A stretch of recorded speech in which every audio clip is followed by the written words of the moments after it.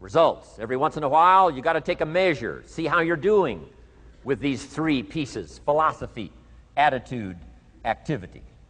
Now we take a measure called results. What is the results at the end of the day, the results at the end of the week? You can't let too much time go by without checking. When time goes by, 6 years I'd been out there working when I met my teacher, Mr. Schoaf. Schoaf said, well, Mr. Rohn, let's just go through a little summary here. He said, in the last 6 years, how much money have you saved and invested? Let's go through a little tab list here. How much money have you saved and invested the last 6 years? I said, what? 0. He said, you have messed up. You remember these notes. I like that. You've messed up. He said, who sold you on that plan? I thought, my gosh, the man's right. I'm a nice guy. I bought the wrong plan. What if you were 50 and broke? Right? Didn't need to change countries. Bought the wrong plan. What a sad scenario that would be. But Schoaf said these questions. Let's go through some results. He said, how many books have you read in the last 90 days? I said, what? 0. Wisdom of the world available? Change your life, change your future?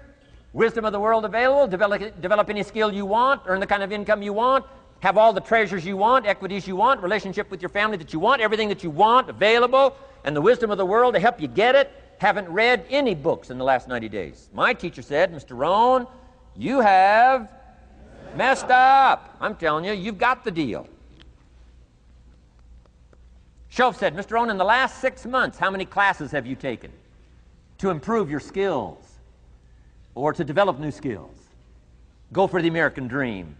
Become rich and powerful and sophisticated and healthy and influential. How many classes have you taken in the last 6 months?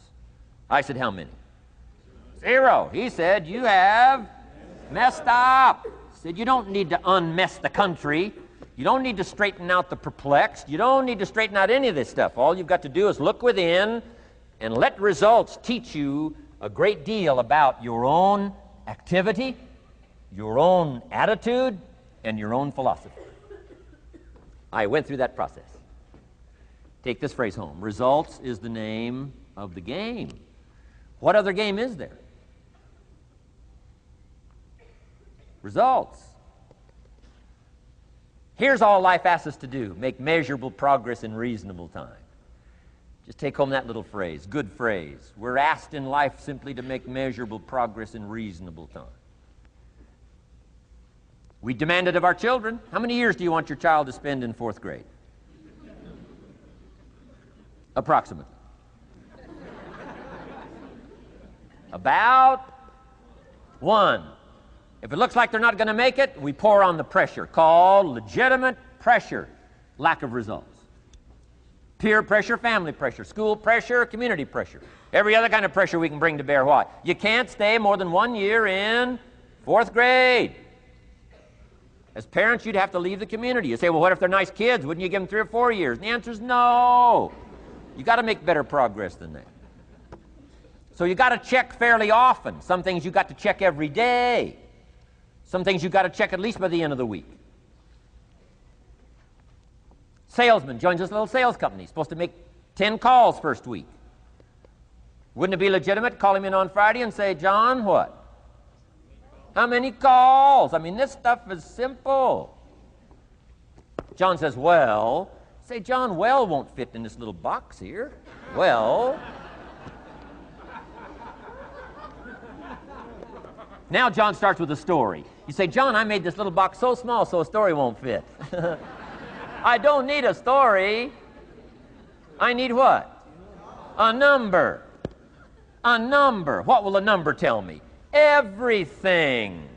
John's supposed to make 10 calls. What if he made 20? You say, wow. Wow. We got somebody.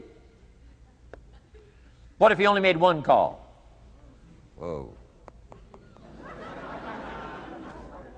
Will that tell us something about John's philosophy? And the answer is yes. Will it tell us something about his attitude? Of course.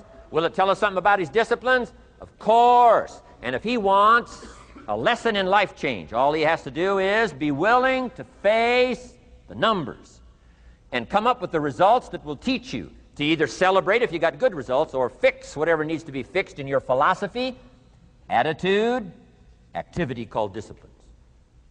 You don't need to go anywhere else. I do believe in affirmations. They are valuable as long as you affirm the truth. Because it says in ancient scripts, the truth, what? Will set you free. Free to do what? Amend your errors and pick up new disciplines. That's what the truth is for, to help us amend our errors and pick up the disciplines for life change. That's what the truth is for. So I do believe in affirming the truth. If you're broke, best thing to affirm is, I am broke. You put that up on the refrigerator where you can see it every day. I mean, that's how you do that. Now, if you need a little additional affirmation, you just put up there, I'm 40 and broke. I mean, you know, that ought to do it. And if you need just a little more, put up there, I live in America and I'm 40 and broke. That's enough to turn your life around. It says, hey, something is wrong. Somewhere I have messed up. And I'm telling you, if you'll start with that, it's called the process of life change, and it doesn't matter how small the process is to start. One discipline starts it, and then one discipline feeds another, and the first thing you know, you've got this whole cycle in an upward positive motion. And it's called life change. It's called income change. It's called health change.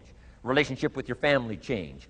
Equities unprecedented that you can have in numbers that will stagger the imagination if you do not curse what's available and start amending what's possible to get the results that you want.